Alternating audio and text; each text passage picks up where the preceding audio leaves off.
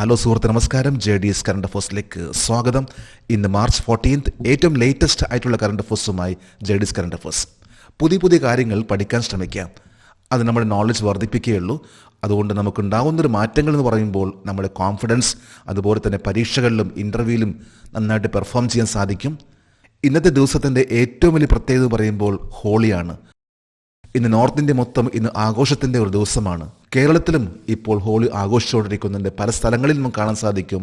പ്രത്യേകിച്ച് ഇപ്പോൾ north Indians ഇഷ്ടംമാരും നമ്മുടെ നാട്ടിൽ ഉള്ളതുകൊണ്ട് ഹോളി വളരെ ഭംഗിയായിട്ട് തന്നെ കേരളത്തിലും ഹോളി ആഘോഷിക്കുന്നുണ്ട്.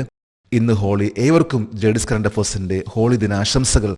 നാളെ കറണ്ട് അഫേഴ്സ് ഉണ്ടാകും എന്ന് പറയാൻ പറ്റില്ല, കാരണം നോർത്ത് ഇന്ത്യ കംപ്ലീറ്റ് ആയിട്ട് ഇന്ന് അടവാണ്. എന്നാലും പരമാവധി ട്രൈ ചെയ്യും നാളത്തെ കറണ്ട് അഫേഴ്സ് ഇടാൻ വേണ്ടി തന്നെ. ഇന്ന് മാർച്ച് 14 നമുക്ക് ഇന്നത്തെ ലേറ്റസ്റ്റ് ആയിട്ടുള്ള കറണ്ട് അഫേഴ്സിലേക്ക് പോകാം. ഒരു ന്യൂസ് ഹെഡിംഗ് ആണ്: ISRO successfully undocks SpaDeX satellite. ISRO successfully undock SpaDeX satellite. SpaDeX ഉപഗ്രഹങ്ങളെ ISRO വിജയകരമായി അൺഡോക്ക് ചെയ്തു. ഇന്നത്തെ മിക്കവാറും എല്ലാ പത്രങ്ങളിലും വന്നിട്ടുള്ള ഒരു വാർത്തയാണ് ISRO വിജയകരമായിട്ട് അൺഡോക്ക് എന്ന ആ മിഷൻ വളരെ ഭംഗിയായിട്ട് ചെയ്തു തീർത്ത കാര്യം. നമുക്ക് ഈ കറണ്ട് അഫേഴ്സിൻ്റെ ഡീറ്റെയിൽസിലേക്ക് പോകാം. സ്പാർഡെക്സ് ദൗത്യത്തിൻ്റെ ഡീഡോക്കിംഗ് വിജയകരമാണെന്ന് ISRO പ്രഖ്യാപിച്ച തീയതി ഏത്? 2025 മാർച്ച് 13.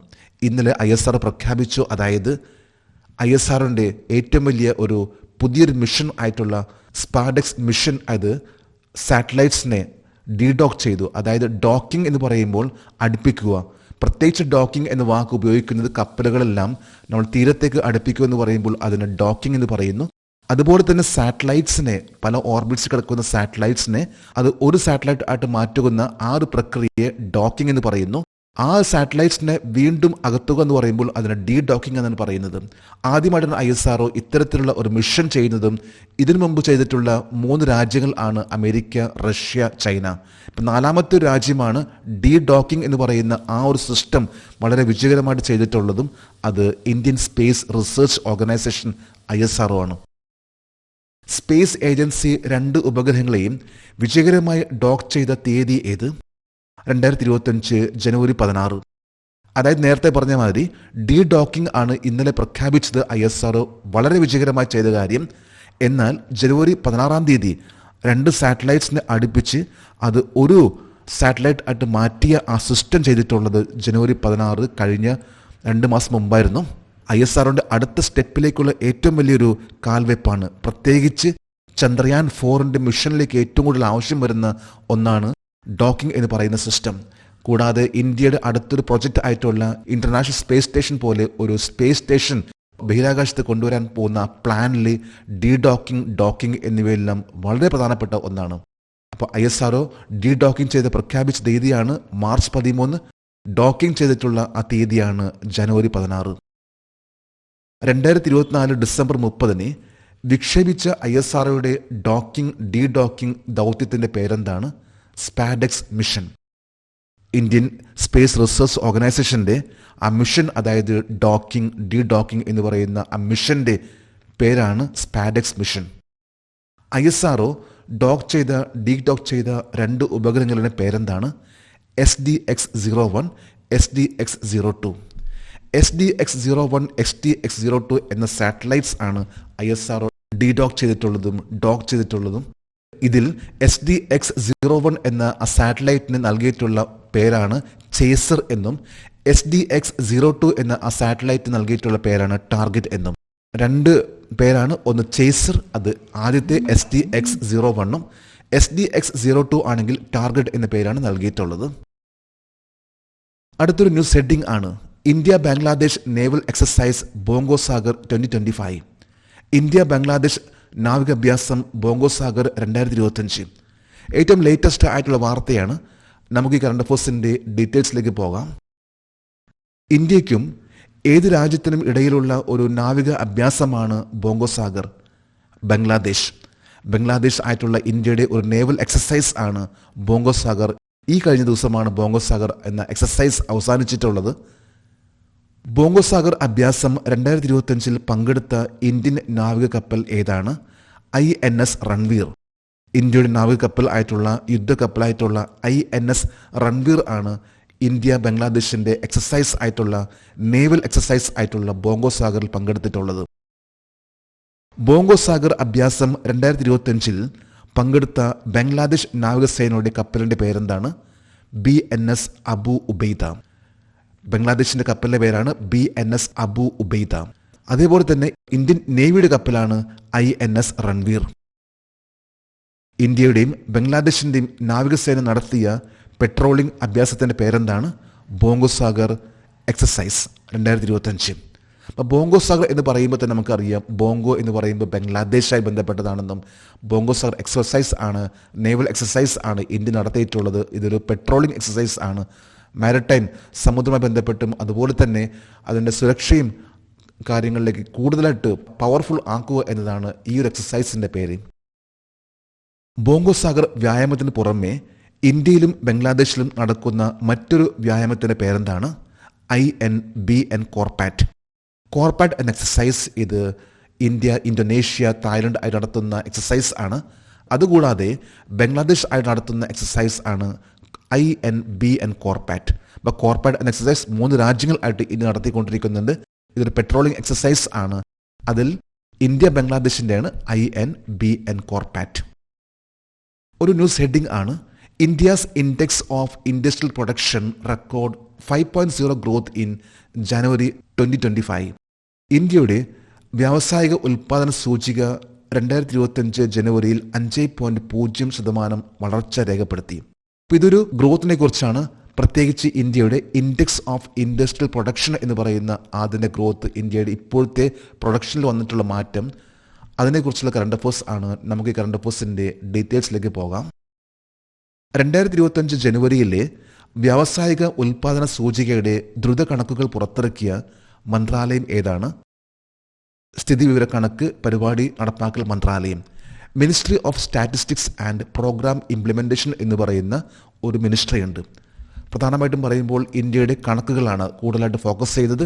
ഇന്ത്യയുടെ വളർച്ച, അതുപോലെ തന്നെ ഇന്ത്യയിൽ വരുന്ന മാറ്റങ്ങൾ, ഇവയെല്ലാം കണക്കാക്കുന്ന ഒരു മിനിസ്ട്രി ആണ്. വളരെ പ്രധാനപ്പെട്ട ഒരു മിനിസ്ട്രി ആണ് ministry of statistics and programme implementation. ഈ ഒരു ministry of statistics and programme implementation നടത്തിയിട്ടുള്ള ഒരു സൂചികയാണ് ഇൻഡസ്ട്രിയൽ പ്രൊഡക്ഷൻ, IIIP. സ്ഥിതിവിവരക്കണക്ക് പരിപാടി നടപ്പാക്കൽ മന്ത്രാലയം അനുസരിച്ച് ജനുവരിയിൽ ഇന്ത്യയുടെ വ്യാവസായിക വളർച്ച എന്താണ്? 5.0%. അതായത് വലിയൊരു മാറ്റമാണ്. ഡിസംബർ നടന്നിട്ടുള്ള ആ ഒരു സൂചികയിൽ 3.5 എന്ന സൂചികയിൽ നിന്ന് ഇന്ത്യ ഇപ്പോൾ 5.0 സൂചികയാണ് ജനുവരിയിൽ കണ്ടെത്തിയിട്ടുള്ളത്. അതായത് വളർച്ച ഇന്ത്യയുടെ പ്രത്യേകിച്ച് വ്യവസായവുമായി ബന്ധപ്പെട്ട വളർച്ചയാണ്. അതുകൊണ്ട് തന്നെയാണ് മിക്കവാറും പത്രങ്ങളിൽ ഈ ഒരു വാർത്ത വന്നിട്ടുള്ളത്. അതായത് ഡിസംബറിൽ വന്നിട്ടുള്ള ആ ഒരു 3.5ൽ നിന്ന് 5.0യിലേക്ക് എത്തിയിട്ടുള്ള വളർച്ച അത് നടത്തിയിട്ടുള്ളത് ministry of statistics and programme implementation. ഒരു ന്യൂസ് ഹെഡിംഗ് ആണ്, വാട്ടർ സസ്റ്റൈനബിലിറ്റി കോൺഫറൻസ് 2025, ജല സുസ്ഥിരത സമ്മേളനം 2025. ഏറ്റവും ലേറ്റസ്റ്റ് ആയിട്ടുള്ളൊരു വാർത്തയാണ്. നമുക്ക് ഈ കറണ്ട് അഫേഴ്സിൻ്റെ ഡീറ്റെയിൽസിലേക്ക് പോകാം. 2025 മാർച്ച് 12 ജല സുസ്ഥിരത സമ്മേളനം 2025 എവിടെയാണ് സംഘടിപ്പിച്ചത്? ന്യൂഡൽഹിയിലാണ് വാട്ടർ സസ്റ്റൈനബിലിറ്റി കോൺഫറൻസ്, അതായത് ജല സുസ്ഥിരത സമ്മേളനം നടത്തിയിട്ടുള്ളത്. ഇത് ജൽ ജീവൻ മിഷന്റെ ഭാഗമായിട്ടുള്ള ഒരു പ്രോഗ്രാം ആണിത്. 2025 ജല സുസ്ഥിരത സമ്മേളനത്തിൻ്റെ പ്രധാന ലക്ഷ്യം എന്തായിരുന്നു? വ്യാവസായിക ജല ഉപയോഗ കാര്യക്ഷമതയിൽ ശ്രദ്ധ കേന്ദ്രീകരിക്കുക. ഇന്ത്യയിലെ ഒരു വലിയൊരു കോൺഫറൻസ് ആയിരുന്നു വാട്ടർ സസ്റ്റൈനബിലിറ്റി കോൺഫറൻസ് 2025. ഇതിലേറ്റവും കൂടുതലായിട്ട് ഫോക്കസ് ചെയ്തിട്ടുള്ള, അല്ലെങ്കിൽ ആ ഒരു കോൺഫറൻസിൻ്റെ ലക്ഷ്യം എന്ന് പറയുമ്പോൾ ഇൻഡസ്ട്രിയൽ വാട്ടർ യൂസേജിൻ്റെ എഫിഷ്യൻസിയെക്കുറിച്ചുള്ള ഫോക്കസ് ആയിരുന്നു. അതായത് വ്യാവസായിക ജല ഉപയോഗ കാര്യക്ഷമതയിൽ ശ്രദ്ധ കേന്ദ്രീകരിക്കുക എന്നതായിരുന്നു പ്രധാനമായിട്ടും പറയുമ്പോൾ ഈ ഒരു കോൺഫറൻസിൻ്റെ ലക്ഷ്യം. 2025 March 12 bureau of water use എഫിഷ്യൻസിയും എനർജി ആൻഡ് റിസോഴ്സ് ഇൻസ്റ്റിറ്റ്യൂട്ടും ഏത് പരിപാടിയാണ് സംഘടിപ്പിച്ചത്? വാട്ടർ സസ്റ്റൈനബിലിറ്റി കോൺഫറൻസ് 2025, 2025 ജലസുസ്ഥിരത സമ്മേളനം. ഈ ഒരു സമ്മേളനം വളരെ പ്രധാനപ്പെട്ട മിനിസ്ട്രി ഓഫ് വാട്ടർ റിസോഴ്സിൻ്റെ, മിനിസ്ട്രി ഓഫ് ജൽ ശക്തി അല്ലെങ്കിൽ മിനിസ്ട്രി ഓഫ് വാട്ടർ റിസോഴ്സിൻ്റെ വളരെ പ്രധാനപ്പെട്ട ഒരു ഭാഗമാണ് bureau of water use efficiency. Bureau of water use എഫിഷ്യൻസിയും എനർജി ആൻഡ് റിസോഴ്സ് ഇൻസ്റ്റിറ്റ്യൂട്ടും തമ്മിൽ നടത്തിയിട്ടുള്ള ഒരു വലിയൊരു കോൺഫറൻസ് ആണ് വാട്ടർ സസ്റ്റൈനബിലിറ്റി കോൺഫറൻസ് 2025. ജൽ ശക്തിയുടെ കേന്ദ്രമന്ത്രി ആരാണ്? CR പാട്ടീൽ. ഇപ്പോഴത്തെ ജൽ ശക്തി, അതായത് മിനിസ്ട്രി ഓഫ് ജൽ ശക്തി മന്ത്രാലയത്തിന്റെ മിനിസ്റ്റർ ആണ് CR Patil. Ministry of Jal Shakti ഇത് രൂപീകരിച്ചിട്ടുള്ളത് 2019 അടുത്തൊരു ന്യൂസ് ഹെഡിംഗ് ആണ്, റിസർവ് ബാങ്ക് ഓഫ് ഇന്ത്യയുമായി ബന്ധപ്പെട്ട ഒരു ന്യൂസ് ഹെഡിംഗ് ആണ്, nationwide campaign to boost financial literacy. സാമ്പത്തിക സാക്ഷരത വർദ്ധിപ്പിക്കുന്നതിനുള്ള രാജ്യവ്യാപകമായ പ്രചാരണങ്ങൾ. ഏറ്റവും ലേറ്റസ്റ്റ് ആയിട്ട് RBIയുടെ ഒരു ക്യാമ്പയിൻ ആണിത്. നമുക്ക് ഈ കറണ്ട് അഫയേഴ്സിന്റെ ഡീറ്റെയിൽസിലേക്ക് പോകാം. സാമ്പത്തിക സാക്ഷരത വർദ്ധിപ്പിക്കുന്നതിനായി രാജ്യവ്യാപകമായി ക്യാമ്പയിനുകൾ ആരംഭിച്ച 2 സംഘടനകൾ ഏതാണ്? RBI, national centre for financial education. National centre for financial education ഇത് പ്രൊമോട്ട് ചെയ്യുന്ന സ്ഥാപനങ്ങളാണ് reserve bank of India, security and exchange board of India, insurance regulatory and development authority of India എന്നിവയെല്ലാം. ഫിനാൻഷ്യൽ മാറ്റേഴ്സിനെ കൺട്രോൾ ചെയ്യുന്ന ഒരു organisation ആണ് national centre for financial education. Financial education പ്രോഗ്രാമുകൾ പതിവായി നടത്തുന്ന സെന്റർ ഫോർ ഫിനാൻഷ്യൽ ലിറ്ററസി ഏതുതരം പ്രേക്ഷകരെയാണ് ആകർഷിക്കുന്നത്? 18 വയസ്സിന് താഴെയും 60 വയസ്സിന് മുകളിലും. RBI അതേപോലെ national centre for financial education സംയുക്തമായിട്ട് കൂടുതലായിട്ട് ഫിനാൻഷ്യൽ എഡ്യൂക്കേഷൻ നൽകുന്നത് 18 വയസ്സ് താഴെയുള്ള കുട്ടികളെയും അതുപോലെ തന്നെ 60 വയസ്സിന് മുകളിലുള്ളവരെയുമാണ് ഫോക്കസ് ചെയ്യുന്നത്. സുരക്ഷിതമായ ബാങ്കിംഗ് രീതികളെക്കുറിച്ച് പൊതുജനങ്ങളെ ബോധവൽക്കരിക്കുന്നതിനും വിവിധ മാധ്യമങ്ങൾ ഉപയോഗിക്കുന്ന ക്യാമ്പയിൻ ഏതാണ്? RBI കഹ്താ ഹേ. സുരക്ഷിതമായിട്ടുള്ള ബാങ്കിംഗ് രീതികളെക്കുറിച്ച് പൊതുജനങ്ങളെ ബോധവൽക്കരിക്കുന്നതിനുള്ള വിവിധ മാധ്യമങ്ങൾ ഉപയോഗിക്കുന്ന ക്യാമ്പയിൻ ആണ് RBIയുടെ കഹ്താ ഹേ. RBI കഹ്താ ഹേ എന്ന് പറയുന്ന ക്യാമ്പയിൻ ഫിനാൻഷ്യൽ ലിറ്ററസിയെ ബന്ധപ്പെട്ട് ഒന്നാണ്.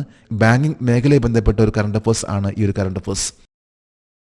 നമ്മളിന്ന് ഏറ്റവും ലേറ്റസ്റ്റ് ആയിട്ടുള്ള 18 കറണ്ട് അഫയേഴ്സും അതുമായി ബന്ധപ്പെട്ട ജനറൽ നോളജ് ഇവിടെ ഡിസ്കസ് ചെയ്തു. ജേഡീസ് കറണ്ട് അഫയേഴ്സിന്റെ ഇന്നത്തെ ഈ വീഡിയോ കണ്ടിട്ട് ഇഷ്ടപ്പെട്ടെങ്കിൽ ഈ ചാനൽ സബ്സ്ക്രൈബ് ചെയ്യാനും ഷെയർ ചെയ്യാനും മറക്കരുത്.